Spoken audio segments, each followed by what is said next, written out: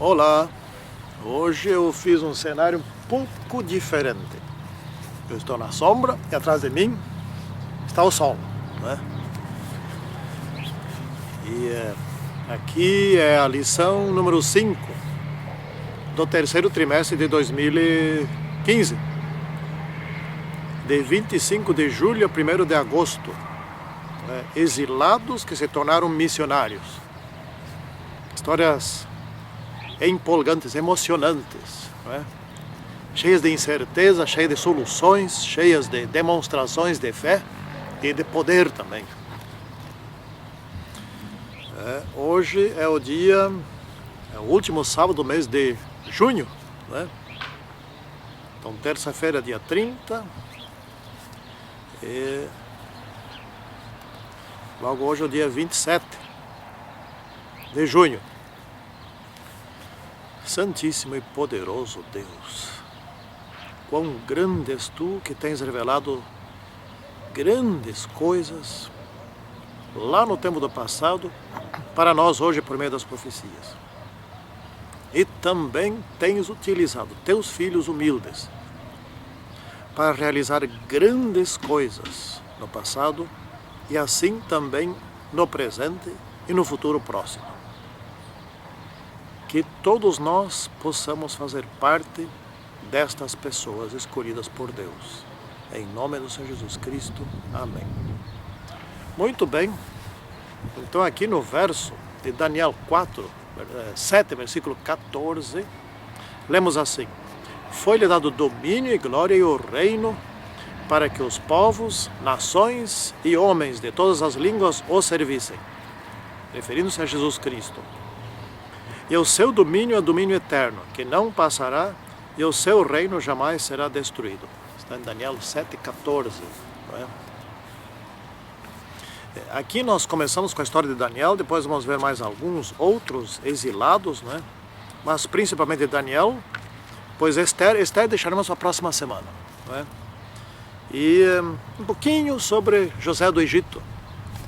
Todos eles tiveram histórias muito parecidas. Daniel, Esther, José do Egito tiveram histórias muito parecidas, né? Portanto, vale a pena se aprofundar nessas histórias. Daniel, ele foi levado cativo por Nabucodonosor, da Babilônia, né? E foi instalado no Palácio Real. Ele e mais 3 companheiros que fazem parte da história. Porém, detalhe importante, muito mais do que 4 foram levados nas mesmas condições para aquele palácio. No entanto, fiéis mesmo foram esses 4. Daniel e seus companheiros, né? Então fica importante perceber que Daniel, em Daniel 1, versículo 8, lá diz que ele, e isso influenciou os outros 3 companheiros, mas não os demais, tomou uma firme decisão, estando no palácio, tomou uma firme decisão de não se contaminar com as iguarias que lhes seriam oferecidas, né? Bom, isso aqui para nós é um exemplo para nossos dias de hoje. Jovens, por exemplo, vão entrar na universidade. É hora de tomar a tal firme decisão, né? Vai começar num emprego novo, é hora de tomar a firme decisão. Vai fazer uma viagem, vai se mudar de cidade ou qualquer coisa. Tome a tal firme decisão de Daniel, de não sair do caminho da fé, né? Pois bem, então Daniel fez uma proposta que normalmente a gente aceita como uma proposta razoável, mas não era razoável. Daniel pediu para que em 10 dias fossem reavaliados, se não haveria grande mudança entre eles, perceptível mudança. Ora, pensem bem, Daniel e seus companheiros já vinham se alimentando do modo correto há muito tempo, provavelmente desde que nasceram. Portanto, eles eram extremamente saudáveis. Em sendo alguém extremamente saudável, o que muda para se tornar ainda mais saudável em 10 dias se continuar se alimentando da maneira correta, né? Não pode mudar nada, exceto se tiver grande fé em Deus e se Deus agir. Portanto, Daniel arriscou Daniel não podia ter pedido, me deem 2 anos, me deem 3 anos para ver se eu sou mais saudável que os outros que passaram a comer alimento não saudável. Né? Porque os outros que comeram alimento não saudável em 10 dias também não iriam perder tanto. Dá-se o início do processo da perda, mas ainda não é tanto que possa ser comparável. No entanto, o que aconteceu não foi que os outros retrocederam, e sim que Daniel e os seus 3 companheiros realmente se tornaram visivelmente superiores. Deu para o rei avaliar, deu para os outros grandes do rei perceberem isso. Portanto, aqui só resta uma conclusão: Deus agiu. Isto foi um milagre, isto não é natural. Em outras palavras, isto é privilégio de quem é fiel a Deus. E quem é fiel a Deus pode fazer desafios que são razoáveis em certas circunstâncias, mas não razoáveis em outras circunstâncias. Por exemplo, não era razoável Daniel, como eu já falei antes, pedir um prazo bem grande para que se constatasse de fato a diferença. Não tinha que dar um prazo razoável ao rei, nesse caso, né? E foi o que Daniel fez na sua prudência. Confiou em Deus. Assim como em outras ocasiões, os 3 companheiros confiaram em Deus quando foi, por exemplo, diante da fornalha ardente. Né? Ou Deus agiria, ou eles estavam mortos. No caso da cova dos leões, que ainda vamos ver hoje. Né? Bom, vamos seguir adiante. Então aqui nossa grande lição é a seguinte, né? Seja como Daniel. Tem um hino que diz: faze como Daniel, não é? Tenha fé. Não é? Daniel estava longe da sede do seu. O templo foi destruído. Enfim, Jerusalém foi destruído, o povo de Deus destruído. E lá estava Daniel, firme e fiel a Deus. Podia pensar: foi tudo destruído, acabaram com tudo, etc. Tal lá. Não tem como ser fiel a um Deus assim, que permite destruir tudo. Né?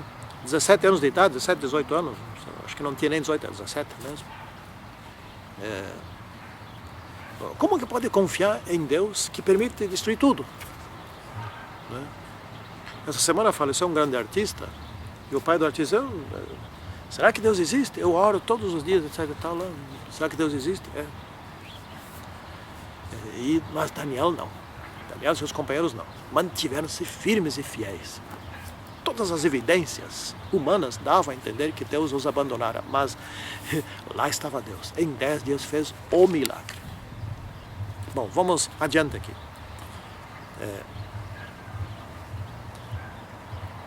Aqui nós temos a respeito das testemunhas. Né? Então, aconteceram aqui vários fatos, nós vamos passar aqui mais rapidamente.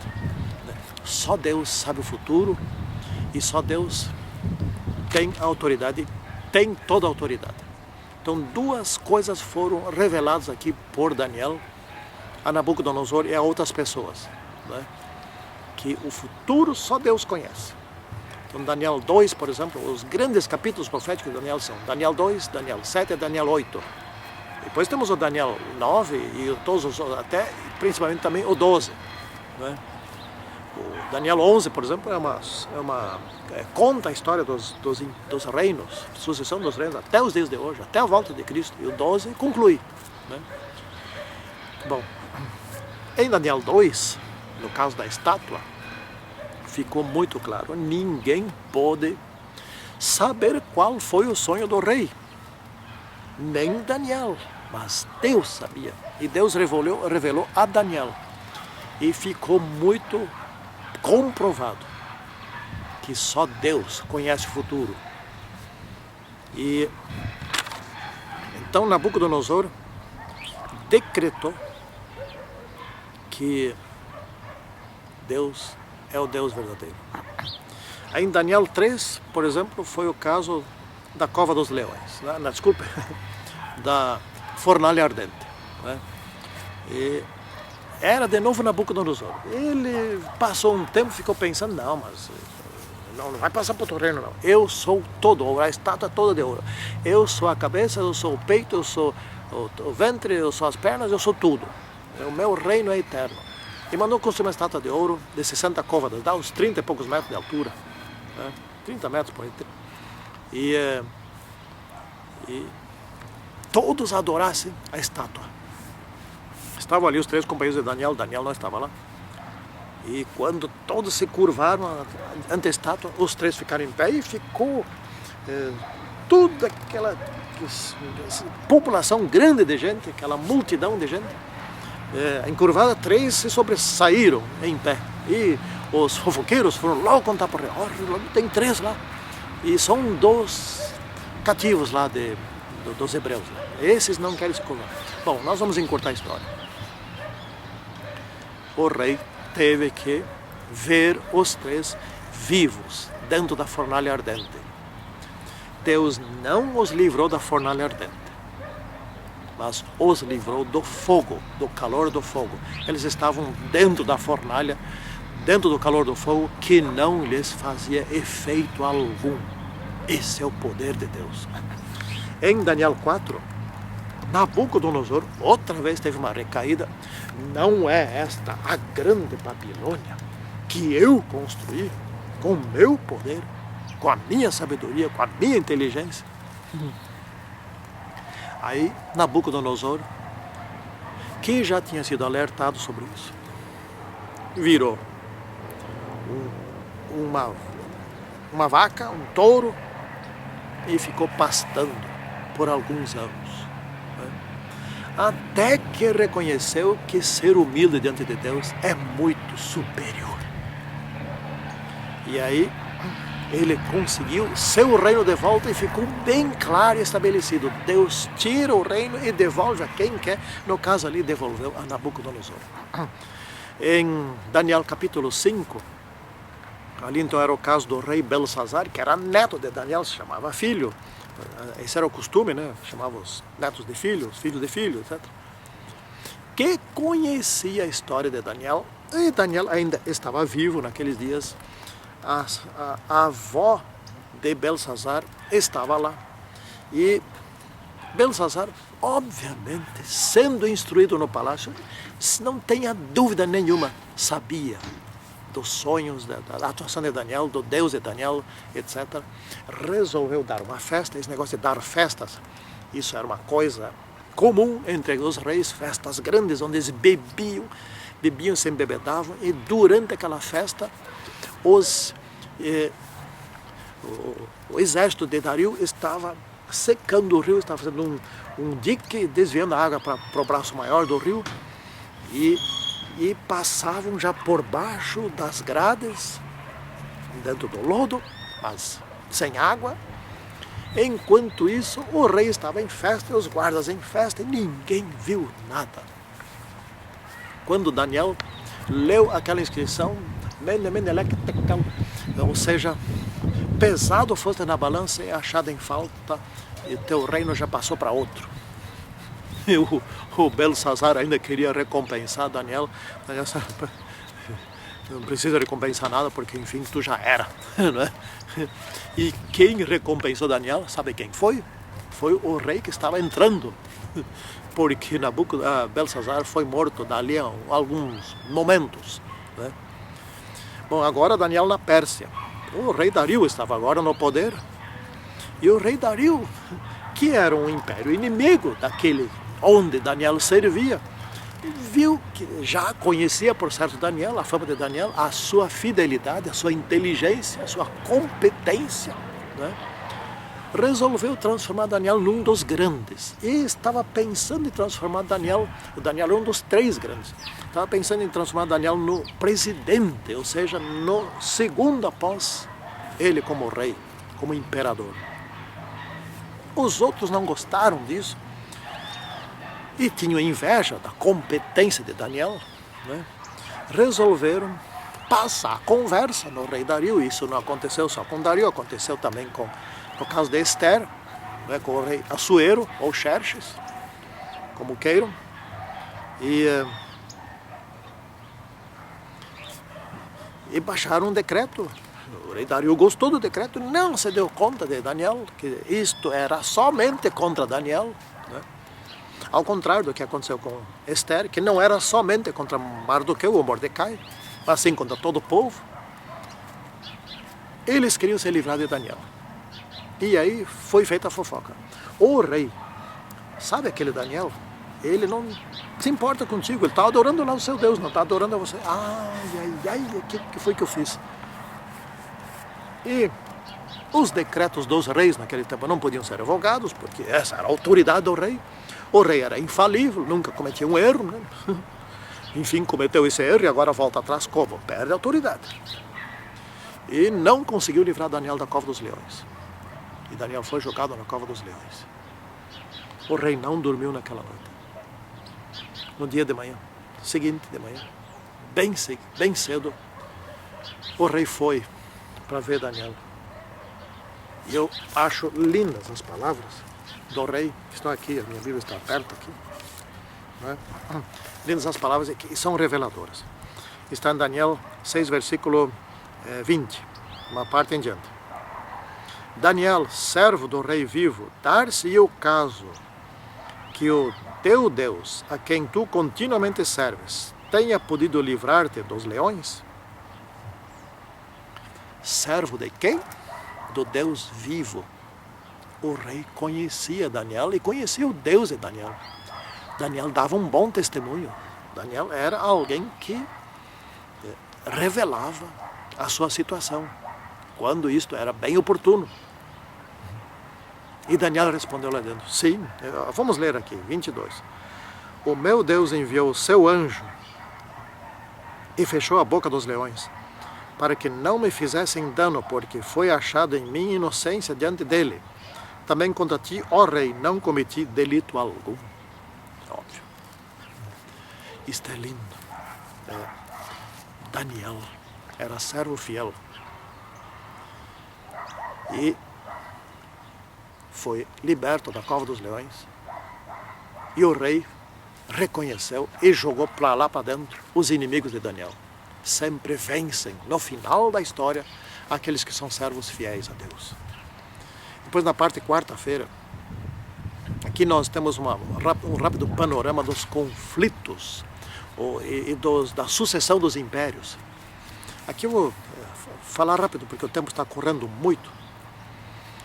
Daniel, são os capítulos proféticos, Daniel 2, Daniel 7, Daniel 8, onde estão as grandes profecias repetidas, porém com acréscimos. Aqui nós podemos aprender algumas coisas importantes. Primeiro, o Satanás não tem um império só. Os impérios de Satanás se sucedem. É um, depois é outro, depois já é outro, depois é outro. Isso se sucedem conflituosamente. O império ou o reino de Satanás não é unido, não é harmônico. É briga e mais briga. Então, também assim são seus anjos, vivem brigando entre si. Estão sempre em conflito. Este não é o reino do amor, este é um reino fraco, é um reino frágil. Satanás nunca conseguiu formar um reino que englobasse toda a terra e que perdurasse para sempre. E Deus diz assim, Deus até debocha de Satanás.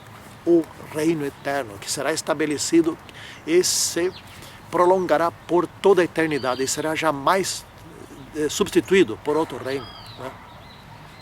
Então, o Filho do Homem receberá os domínios sobre todas as nações eternamente, aqui nessa terra. Os impérios de Satanás se sucedem como a cabeça de ouro, como peito de prata, ventre de bronze, pernas de ferro, e depois vira só em ferro e barro e cai tudo. Mas o reino de Deus é eterno, é o reino do amor, onde se amam, onde há unidade, onde há harmonia, onde há fidelidade, onde a lei é simples, amar o próximo, amar a Deus e amar o próximo, só. Né? Bom, temos aqui mais exilados, nós vimos aqui o caso de Esther, que vamos estudar na próxima semana, e o caso de José. José, também fazendo um pequeno resumo aqui, José foi fiel. José é diferente de Esther, José pôde ser preparado. Esther, de repente, quando viu, estava no palácio. Não é? Mas o ponto muito importante de José é que José teve momentos para cair.